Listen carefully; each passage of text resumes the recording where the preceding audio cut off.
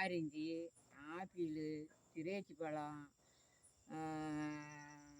செவ்வாழைப்பழம், மோரிசி பழம், இது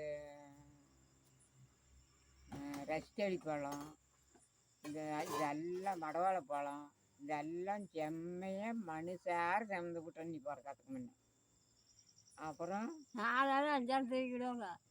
ஆமாம். ஒரு கோடையை அப்புறமேலு கத்திரிக்காய், உருளைக்கிழங்கு, முட்டைக்கோசு, கேரட்டு, பீட்ரூட்டு, இதெல்லாம் வாங்கி சேர்ந்து விட்டேன். கூட கூடையே அப்படியே இருக்கும்போது 7 வருஷம் 80,000 சம்பாதிச்சேன். மிச்சம் நாங்கள் தின்னு அப்படி இருக்கும்போது நூலம் பார்த்து எடுத்தோம்பா பாவம் அப்படியே உப்புக்கல்லாட்டு கொட்டும். ரஸ்தளி பழம் அது பார்த்து எடுத்தும்பா தெரியுமா. இருக்குது. அப்புறம் பழனிமா தேங்காயை எடுத்துக்கிட்டு போய் ஒரு காயாக இருந்தாலும் திரும்பிடுவான்.